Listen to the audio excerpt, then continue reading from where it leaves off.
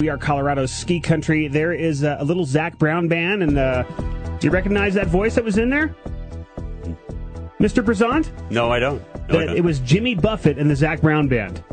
Very good. I like Jimmy Buffett. Good stuff. I like how some of the pop artists work their way into the country world. It kind of makes it nice. Good morning, everybody. My name is BT. We are Colorado's ski country. 8:18 on a Wednesday. We got the outhouse lines going this morning, 970-949-1693. We're live on the web at btinthemorning.com. We got the webcam there. You can see Marc Prisant, the CFO and EVP. Is that what they call you? Exactly. What is an EVP? Executive Vice President. I should know that. That means basically I'm like the assistant principal. All the problems come to my office. Steadman Philippon Research Institute. Correct. We all know about it. But I think that, I was talking with your publicist yesterday, and just the things that she was telling me about what you guys do over there kind of blew me away, and I thought that it'd be interesting to get the public to kind of be a little bit more aware of what Steadman Philippon is doing, and a big event we got coming to town, too. Well, the big event is actually a great thing. Darius Rucker is a grateful patient of ours. He came to Vail four years ago. He was having a problem with his one of his knees. He couldn't extend it fully, and he had the opportunity to see Dr. Steadman. So he took that opportunity and came out to Vail, and Dr. Steadman did a great job fixing him up.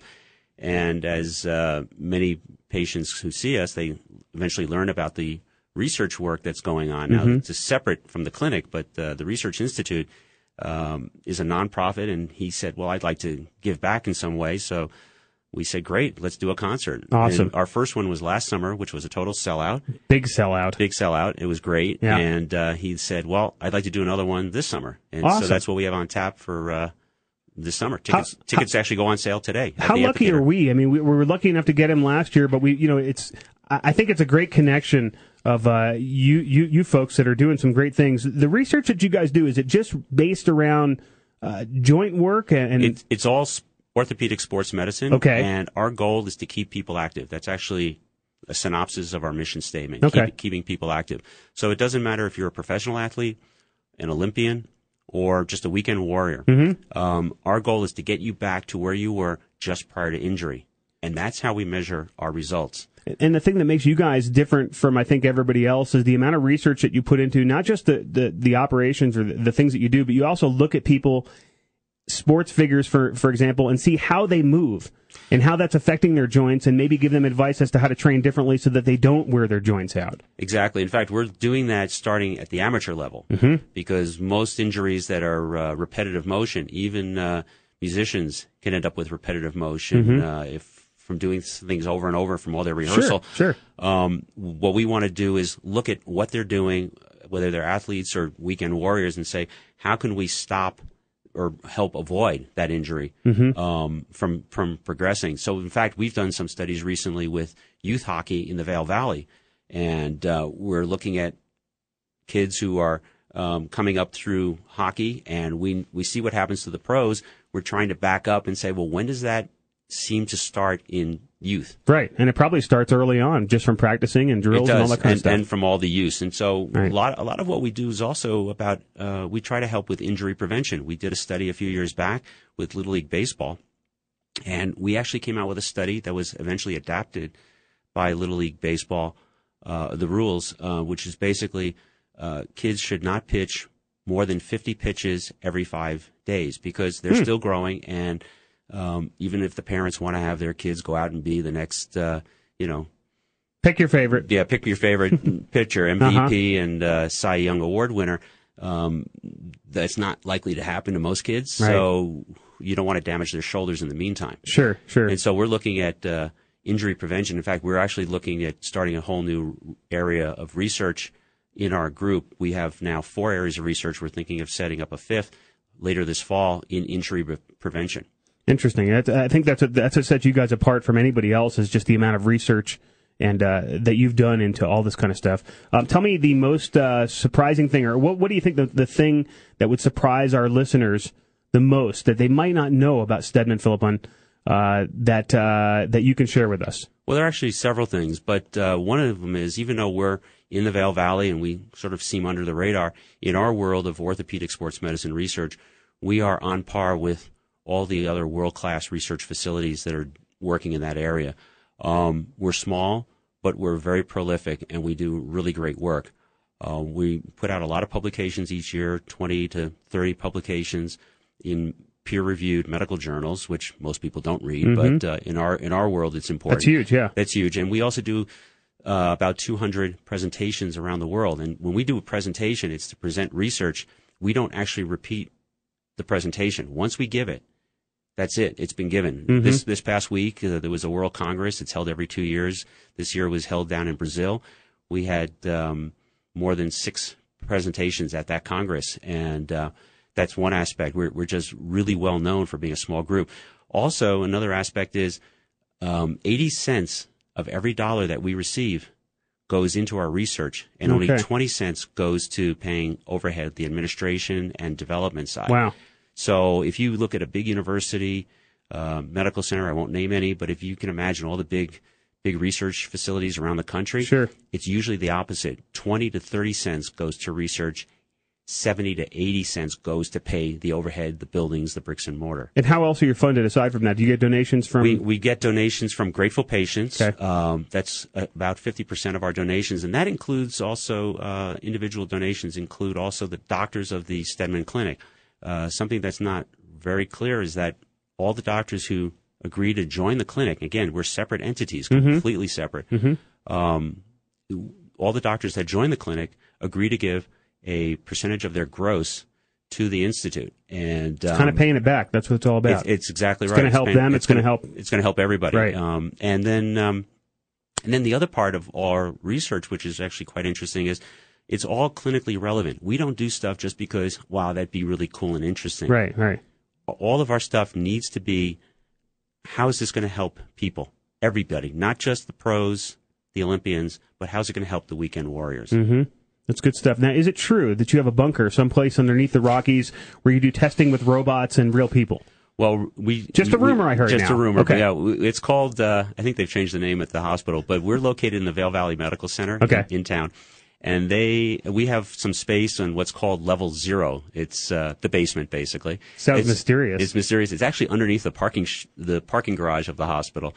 My goodness, couldn't they find you better digs? I mean, geez, you guys are doing important work here. We are, but no, they did a great job. We just did a whole multi-million-dollar build-out, and some of the equipment we just put in, that's for our biomechanics and surgical skills facility. Surgical skills is where our visiting fellows, medical fellows, and visiting scholars can come and practice some of the novel research that novel surgery that they do.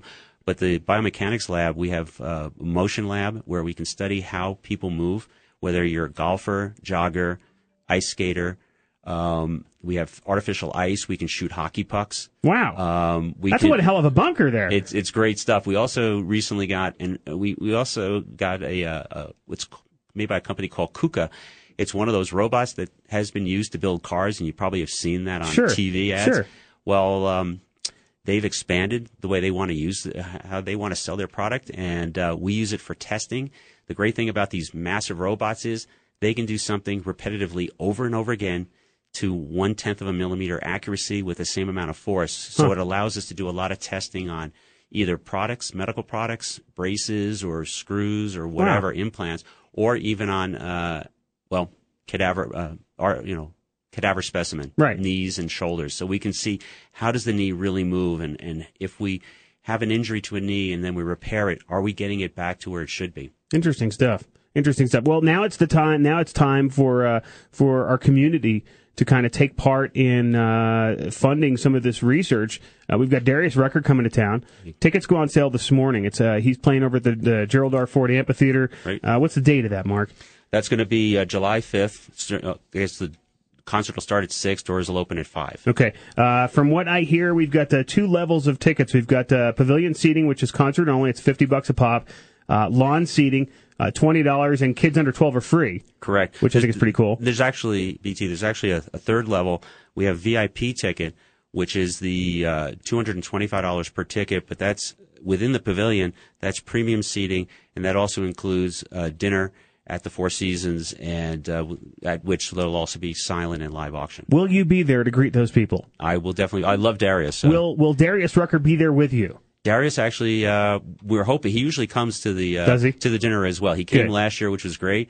He usually has to fly off somewhere, so he can't stay for the whole evening. But no, it's great to have him. Okay, if you want more information on this unbelievable concert that's coming back to Vail for the second year in a row, and I know a lot of people last year, they got there either too late. There was a lot of people that it was a full house there. You want to make sure you go to SPRI Vail.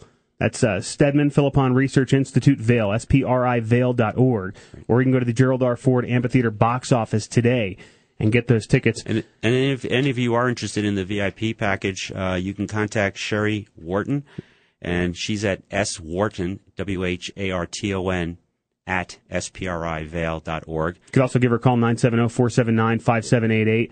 Your connection with Darius Rucker, you told me before we went on the air. I want you to tell it again because it's a great story. Well, the first time you met Darius. The first time I joined the Research Institute May 1st of 2007. And that summer, I was in town having a drink with my girlfriend at the time, who's now my wife, Heidi. She's very lovely, too, by the way. And she's here today. Thank you.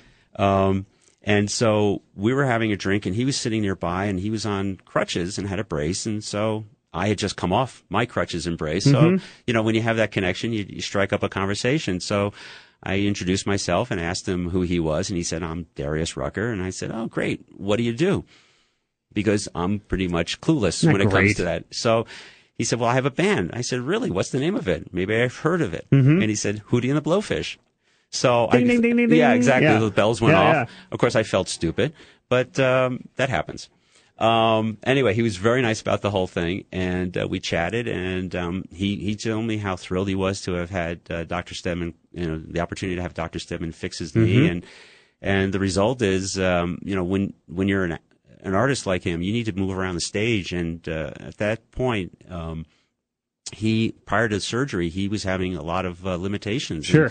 And so now he's active again. And again, that's whether you're an artist, a musician, or it could happen to anybody. It can happen to any you and I. I have a nagging problem on my elbow, and I think it's from cleaning litter boxes for my cats. Is there anything that you guys could do for me with that? Actually, yeah, we have an excellent Dr. Viola, excellent wrist and elbow. See, there you go. Who would have known? We actually cover all the major subspecialties in sports medicine. There are 10 physicians at the Steadman Clinic, and then we gather all the data. All the patients who go through the clinic, we collect that data, and that goes into our database. You use that for your future research and development. Well, in fact, this is how if a pro athlete. One last little story: if we get a pro or an Olympian coming in, and their team wants to know whether it's the U.S. ski team coach or the New York Yankees management wants to know, well, how's this guy going to do? What's the progress?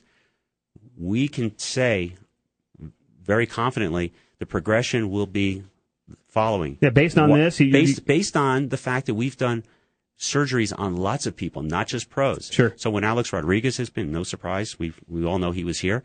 When Dr. Philippon worked on him, he told the Yankees, here's how his progression, here's when he will return to sport. And that's return to sport is if you're Alex Rodriguez, your goal is to get back to third base of the New York Yankees. Right.